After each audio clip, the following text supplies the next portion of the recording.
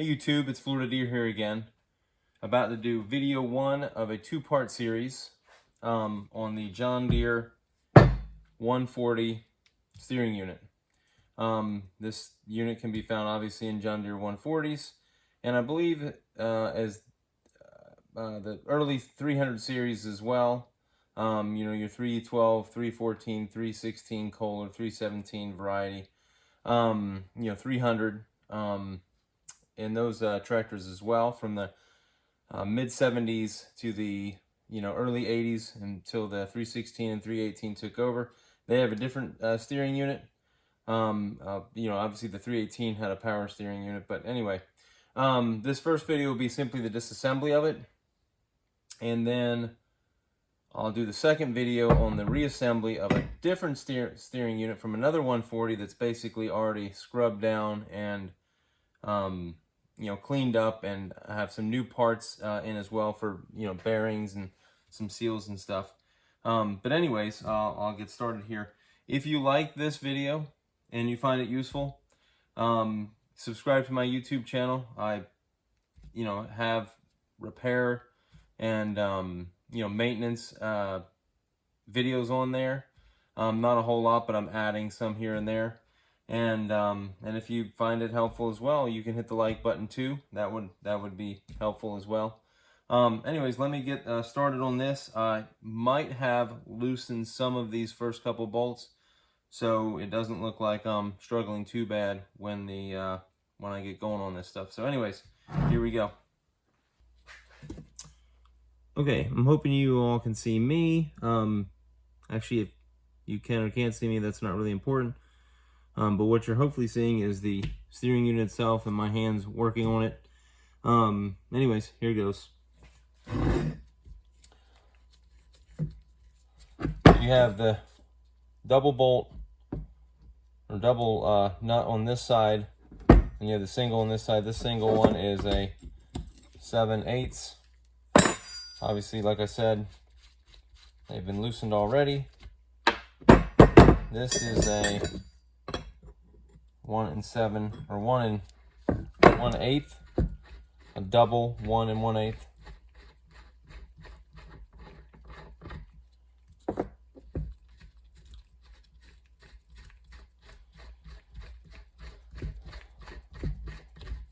I'll just set those aside. It comes out like so, and we're not going to spend a lot of time cleaning it up. So there's a little sort of like a gasket thing here, and then there's the metal piece that just is attached to that as well, and that does go in this section right here. That's kind of what seats that thing on there. So I'm just going to put this over there. This part is done. Just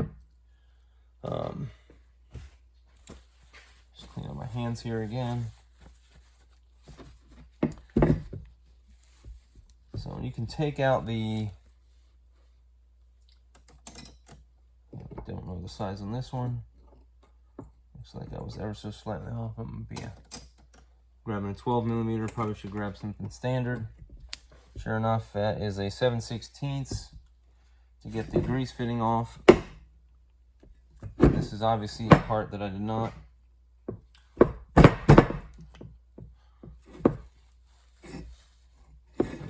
pre-loosen. Oh, we did get, okay, so that piece goes, there's actually, a piece that goes right up against there.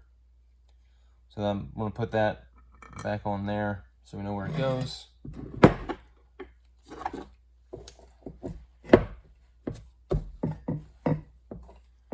And this grease fitting was on there. It's not critical to take off, I'm sure, but I like to clean everything up when I do these things, and I'll probably rebuild this one for another 140 at some point in time.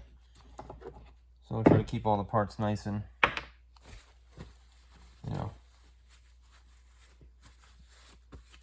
able to use for another tractor at some point in time. And then we can kind of clean some of that out. I mean, we're going to have more to mess with there in just a minute. That's just full of grease in there. As you can see, that's where the corkscrew gear is. This is just full of 40, 50-year-old gunk.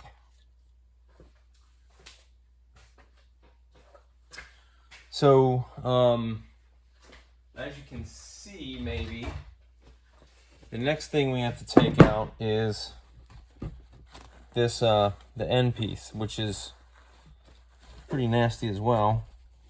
It's like the bottom of the steering unit, but first there's it's in there with a cotter pin. So we'll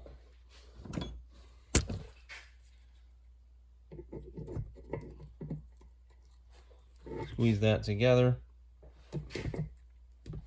and hopefully, oh, there it is. Okay, comes out. It doesn't go all the way through. It comes out, you know, it's on the end here, and it comes out like in the like the giant nut or whatever. What do you want to call that? Part of the reason I'm making this video is I didn't see a whole lot of videos, or any at all, on this particular steering unit. There's some that are non-John Deere, but the video wasn't, I didn't think it was that specific, so I just kind of decided to make my own, which is often what I do with a lot of my YouTube stuff. So anyways, we'll take this over to the, all right, so now we're at the bench vise. I figured that would be the easiest way to get this, like a giant screwdriver that goes, a little slot that goes all the way across there. It's probably a special tool for this, but of course I don't have one, so we're going to have to be creative here, I think.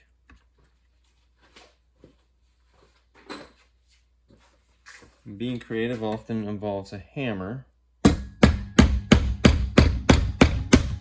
that does the trick. Awesome.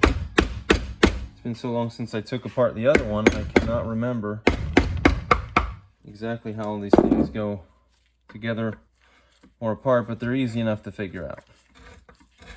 That's part of why I'm taking this one apart, to see the other one, see how I want to put back the other one together.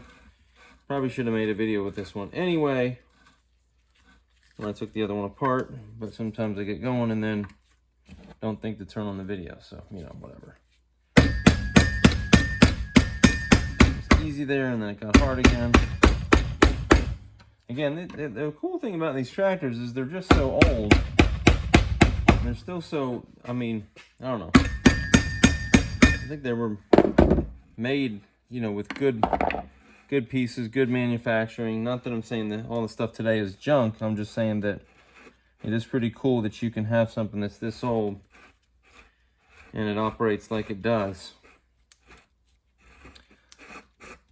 So that's the edge there.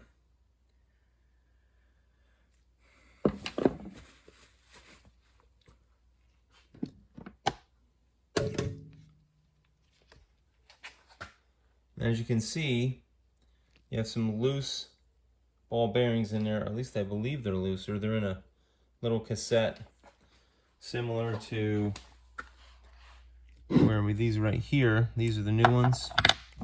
So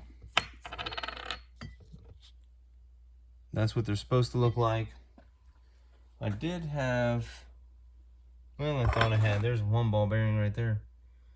And my daughter's fake compact thing or whatever. Anyway, so I'll set up over here again. Okay. So that piece comes out there, and that is the piece that is, I'm trying to think, where is this? So it's I think it's a washer plus the little sort of square cassette. There was a rounded one over here that was the other one, or, you know, from the other one, and then also a squarish one. This is the washer. Jeez. they're not actually stuck together. I mean, they are stuck together just with the grease. So the grease is, you know, done its job over all these years. So, and then this is just more grease in here. I think there's nothing wrong with that other than there's just more grease. There's no other parts in there. And like we found that washer that fell off the thing. So you got that in there. And then now this should be able to, not like that, but this. Actually, I think we should be able to see this as you can see, it has the bearings that are now separated. And that's kind of what happened when I took apart the other one. So I guess that's sort of the deal, is they're supposed to be in this, like, I don't know, cassette. I mean, that's actually, the cassette is actually this thing right here, as you can see. And then those ball bearings are just, I guess, loose in there.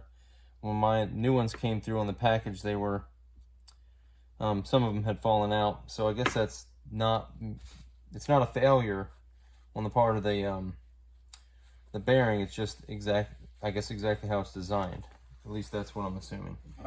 So this just comes through this. Once you take off that bottom cap and then take those, then you take this out, shaft,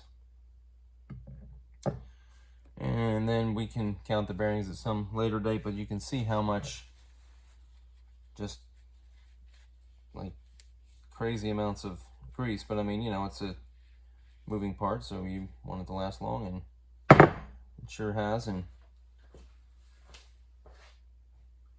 so there's a lot of grease.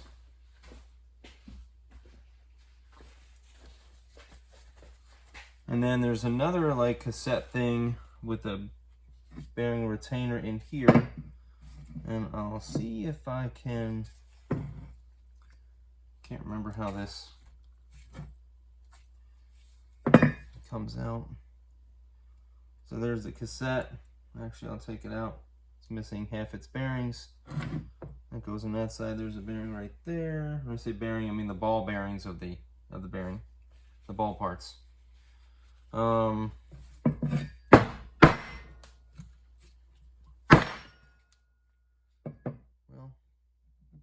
the one I have sitting right there is separated from this, so I don't know if that's supposed to be how it's supposed to be, in that, or that one was broken. This one is good and solid on there. Oh, I do get some movement there. So without that coming out, I don't know how you would put those bearings in there. So this is what we're looking at. This is the other one I have. So that actually is stuck in there. So might have to force that out. Anyway, but this part was detached, you know. I was able to get it apart, so this clearly must come apart too. How, I don't know. It's much cleaner than the last one, but let's see here.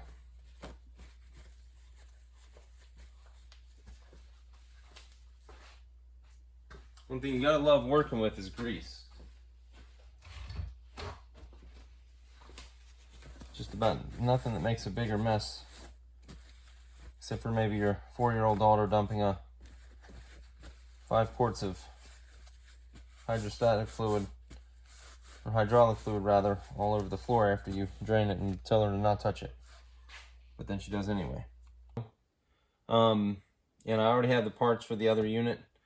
And so it shouldn't be but maybe a couple days or something until I get around to getting all of it squared away. And now that I've torn this apart, I kind of remembered exactly where all the parts go. And it shouldn't be very, obviously it looks like it's pretty simple how the things go together. And I'll lay it out first, and then I'll assemble it as the video goes on, and then hopefully everything will go relatively smooth. And if it doesn't, well, I guess it'll be a longer video. So anyways, again, I hope you liked the video. If you did, hit the like button. And if you want to see more videos, you know, the second video of this series and other ones when I'm working on the lawn and garden tractors I have, or the John Deere 1 series I have and their attachments and whatnot, hit the subscribe button, and thanks for watching.